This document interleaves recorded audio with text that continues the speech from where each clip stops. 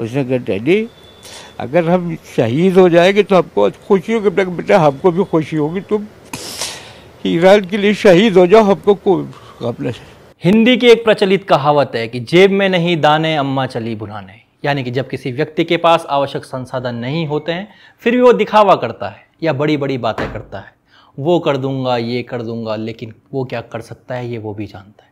ये कहावत हमें याद आई रवीश के पिता को देखकर। वही रवीश जो रिपोर्टर है, नहीं वो नहीं जिन्हें आप समझ रहे हैं। मैं बात कर रहा हूँ रवीश जैदी की। पिछले दिनों आपने तस्वीर खूब देखी होगी, जिस चैनल के दफ्तर को इजराइल ने धुआं धुआं कर दिया है, उस चैनल में लखनऊ के रहने वाले रवीश जैदी भी बतौर रिपोर्टर काम करते हैं। लखनऊ में इनका परिवार रहता है। अब इजराइल के इस हमले को लेकर जब एनडीटीवी न्यूज़ चैनल ने उनके पिता अमीर अब्बास जैदी से बात की तो आपने भी शुरुआत में सुना कि उन्होंने क्या कहा। वे कहते हैं कि उनके बेटे ने फ़ोन पर उनसे सवाल किया था कि अगर हम शहीद हो जाएंगे तो आपको खुशी होगी। तो हमने कहा कि बेटा हमको खुशी होगी, तुम ईरान के लिए शहीद हो जाओ, हमें कोई गम नहीं। 4 बेटे भी कौम के लिए शहीद हो जाएं तो कोई गम नहीं होगा। जी हाँ, कौम तो आप भी जानते ही हैं। फिर हमें ब्रिगेडियर साहब याद आ रहे हैं। मतलब इनको ईरान जाना है लड़ाई के लिए, और ये भावना सिर्फ अकेले किसी जैदी परिवार की नहीं है। देश में ऐसे आपको कई लोग मिल जाएंगे जिन्हें जब भी मौका मिले तो वो हर उस जगह जाने के लिए तैयार हैं जहाँ इनके हिसाब से कौम खतरे में है। आरफा खानम शेरवानी को देख लीजिए, वो क्या लिखती हैं कि मिट्टी में मिल गए हैं इरादे यजीद के, लहरा रहा है आज भी परचम हुसैन का। इस मुद्दे पर हमने अलग से एक वीडियो बनाया है जिसे आप हमारे चैनल पर जाकर देख सकते हैं। लेकिन फिलहाल सवाल इन जैसे लोगों को लेकर वही है कि घर में बेरोजगार बैठे हैं लेकिन जनाब की टकटकी तेहरान की तरफ है।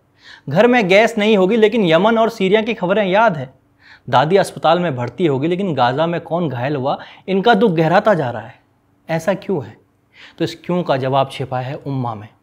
दोस्तों, उम्मा एक अरबी शब्द जिसका अर्थ है पूरी दुनिया के मुसलमानों का एक साझा समुदाय। ये भावना बताती है कि दुनिया में किसी भी कोने में अगर एक मुसलमान पर अत्याचार होता है तो हर मुसलमान को उसका हिस्सा समझकर प्रतिक्रिया करनी चाहिए।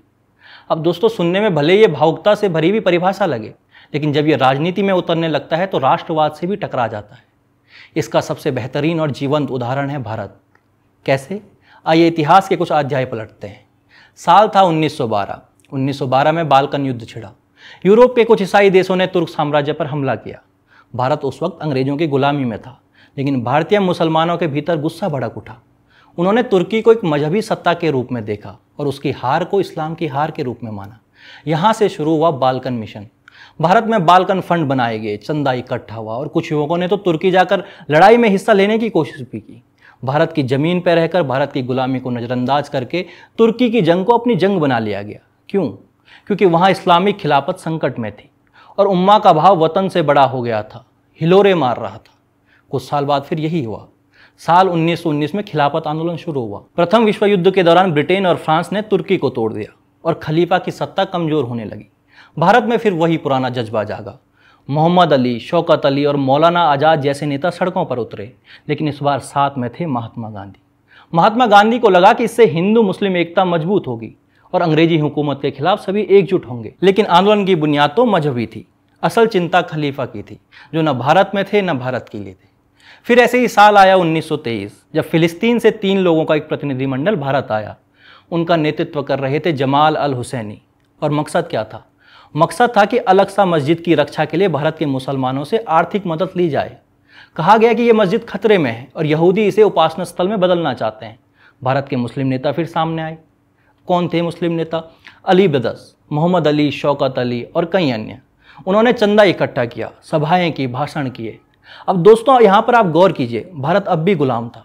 क्रांतिकारी फांसी चढ़ रहे थे, किसानों पर नील की खेती थोपी जा रही थी, भारत का युवा जेलों में सड़ रहा था। लेकिन कुछ लोग उस वक्त फिलिस्तीन की मस्जिद के लिए तड़प रहे थे। ये यहीं नहीं रुका। साल 1933 में एक और अभियान चला। इस बार नारा था यरूशलेम में इस्लामिक यूनिवर्सिटी बनानी है। भारत से भी पैसा गया।